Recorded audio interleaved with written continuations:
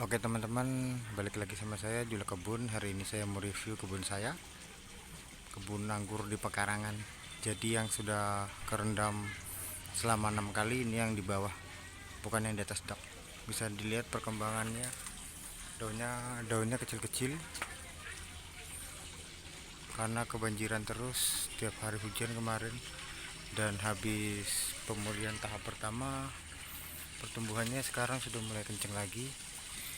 Ini agak mulai tunas-tunas baru udah mulai keluar, ini mulai subur. Ini bekas mati nih, calonnya mati nih karena kemarin kebanjiran jelek jadinya. Tapi di tahap pertama ini pemulihannya sudah mulai pulih. Ini udah mulai gede-gede lagi, jenis trans sudah mulai subur lagi karena batangnya kecil-kecil. Dan kemarin banyak diserang jamur seperti kayak gini nih. Ini jamur kemarin nggak ngatasi waktu proses penyemprotan jamur karena setiap hari hujan. Jadi disemprot pagi, malam, sorenya hujan, disemprot sore, malamnya hujan. Pokoknya gitulah. Jadi habis-habisin tenaga dan habis-habisin dana juga buat proses penyemprotan. Jadi saya biarin selama 2 bulanan ada. Makanya saya vakum agak lama. Kabilah ngupload video, nggak pernah juga bikin bibit. Sekarang mulai agak cerah. Makanya saya mau bikin video lagi, mulai semangat lagi. Soalnya kalau sudah kebanjiran, hujan terus, percuma kita pupuknya larut terus. Jadi tahap yang kemarin pertama, ini bedengannya agak lebih tinggi karena kemarin tanah yang di sini dinaikkan ke atas sini, tapi sebelumnya dilapisi pupuk kandang dan pupuk kimia jenis NPK dan TSP. Tapi kalau untuk pemulihan saya biasanya ada tambahan untuk pupuk urea. Tapi nggak boleh sembarangan dalam pemakaian pupuk urea, soalnya jenis keras. Jadi kalau salah-salah gampang overdosis, tanaman langsung gosong mati. Jadi untuk di tahap yang kedua, kita mau timbun yang ini, tanahnya yang ini. Jadi ada saya punya pupuk kandang dan NPK, TSP dan urea lagi. Ini setelah pemendaman kemarin bisa kita lihat akarnya dia banyak naik ke atas. Ini habis dipendam. Pupuk kalau anggur itu nggak usah terlalu dalam nanamnya karena pupuknya akarnya itu nggak ke bawah, nggak, rasa saya nggak, rata-rata dia cuma ke samping menyebar sama ke atas. Jadi nggak perlu gali harus 1 meter, nggak perlu kalau menurut saya sih. Cuman kalau suhu-suhu yang lain lebih berpengalaman ya nggak ada salahnya. Cuman kalau saya pribadi nggak terlalu dalam, paling sekitar 30 cm, nanti main tambahkan media gitu aja saya. Soalnya kita bisa lihat dari barerot yang besar-besar itu rata-rata akarnya ke samping aja, dia nggak ada akar tunjangnya yang ke bawah. Jadi efisiensinya gitulah, nggak usah terlalu banyak gali. Jadi medianya main tambah naik.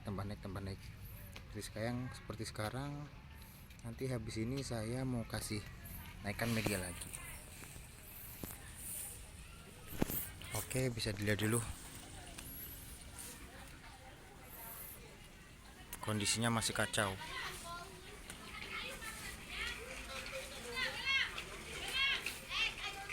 Ini ada sisa jenis nizina, tapi masih banyak lagi sih dianya. Kemarin itu tersenggol-senggol sedikit aja dianya, pucuknya saya buangin. Ini kembang lagi nih.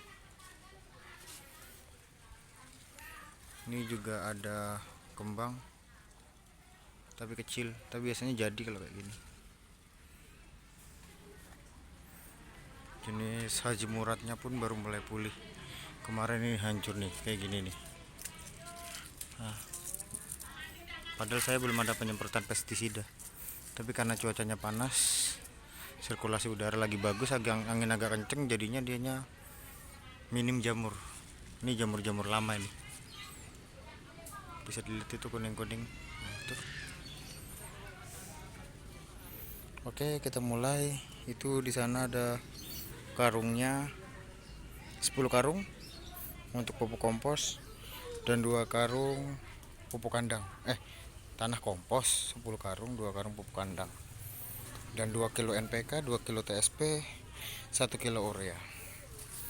Oke, kita mulai aplikasikan aja. Oke teman-teman, jadi ini bahannya untuk pupuk kimianya untuk mendongkrak pertumbuhannya: urea, NPK, TSP.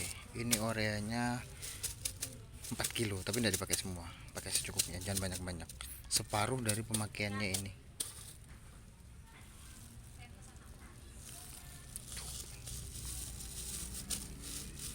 Jadi kita aplikasikan aja. Tidak ada kameramen, agak susah ini, kita skip aja, nanti setelah ditabur aja baru dikasih lihat videonya.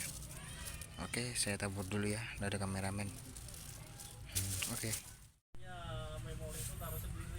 Oke, jadi TSP nya tadi 1 kilo habis, NPK nya masih, ini sedikit aja juga makainya, jenis urea.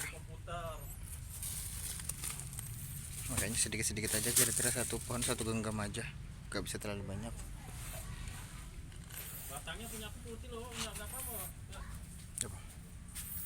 Jadi ini pupuknya sudah lihat dihambur, NPK, TSP, ureanya. Nah itu ada ureanya juga, yang bening-bening itu urea, NPK sama TSP nya rata semua ditabur. Kalau biasanya pemupukan rutin aja cuma digali baru dipendam, tapi karena ini mau ditimbun tanah jadi dihambur rata aja. Oke, sekarang kita ke ini medianya, tanah komposnya, dan yang di sana pupuk kandang ayam. Sekarang kita tinggal tutup semua bagiannya.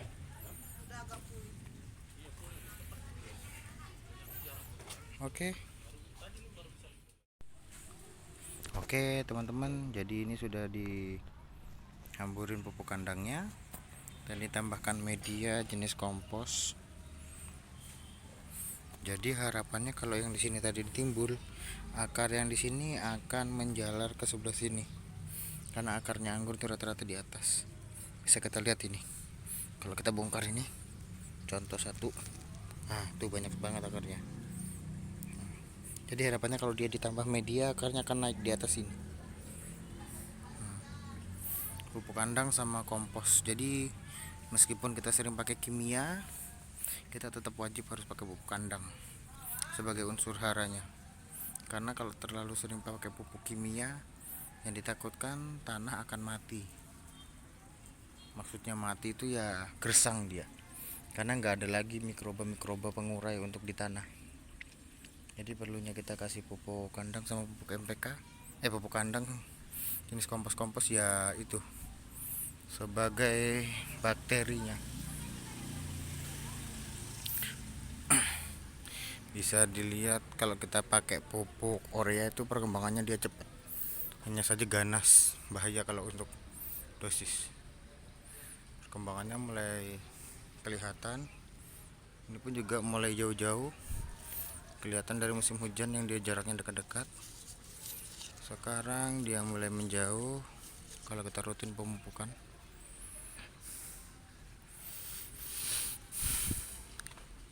Untuk pemakaian urea sendiri harus hati-hati, karena nggak bisa terlalu banyak, yang dipastikan pasti akan gosong. OD nya dia pasti langsung gosong. Nah, ini bisa dilihat, ini sudah kelihatan mulai seger lagi. Setelah ini saya akan mau mengembalikan nama pengangguran di Balikpapan lagi, biar rame lagi kayak kemarin. Nih, udah mulai seger lagi. Ini masih ada sisa ini sedikit nih. Ini anak aja yang makanin, karena suka makan buah. Nah, semua dikasih.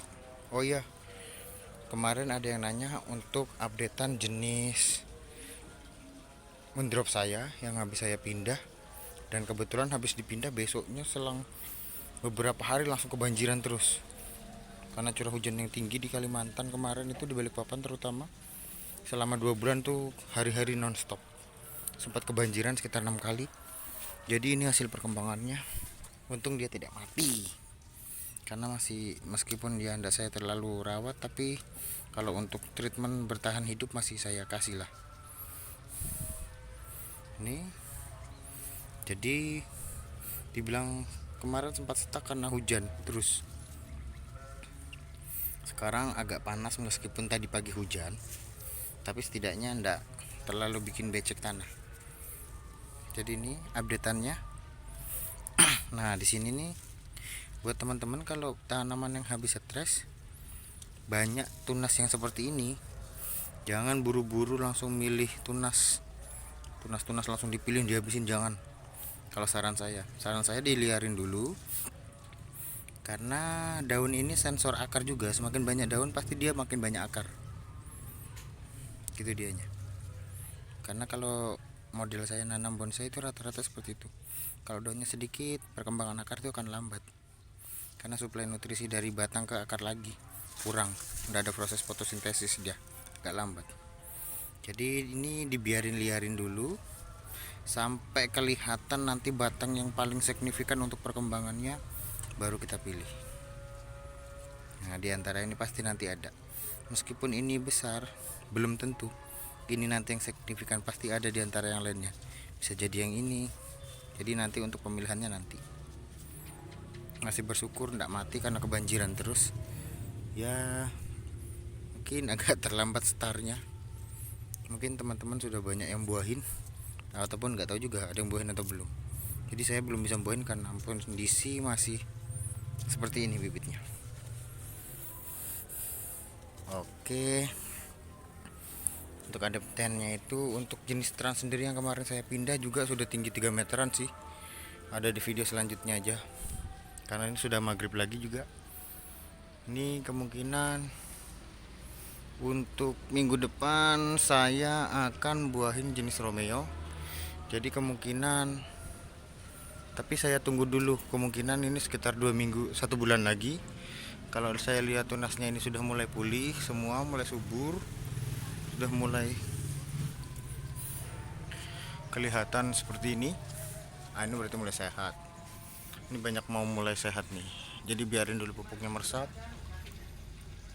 baru nanti kita lakuin untuk pemupukan pembuahan. Tapi kalau saya sih terus terang, untuk pembuahan itu jarang. Kebanyakan saya pakai NPK, TSP itu aja cukup. Jarang pakai model MKP sama KNO, jarang. Sebenarnya jarang. Tapi ya ada lah saya coba. Dan itu ya juga memang efektif kalau untuk pembuahan. Karena memang dia apapun tanamannya yang dibutuhkan unsur itu K sama P. Rata-rata untuk semua tanaman. Tapi kalau untuk kelengkeng saya nggak tahu, karena dia ada boosternya sendiri. Oke teman-teman, jadi untuk video lanjutannya proses pembuahannya anggur jenis Romeo ini saya akan update di minggu depan. Maka itu jangan lupa dibantu subscribe-nya ya, di like sama di komen. Buat teman-teman yang pengen tanya-tanya di komentar, langsung pasti saya akan jawabin. Selama waktu itu masih senggang saya akan jawab, karena posisinya kalau sudah agak kerja kan agak jarang pegang HP. Ini perkembangannya sudah mulai bagus jenis trans.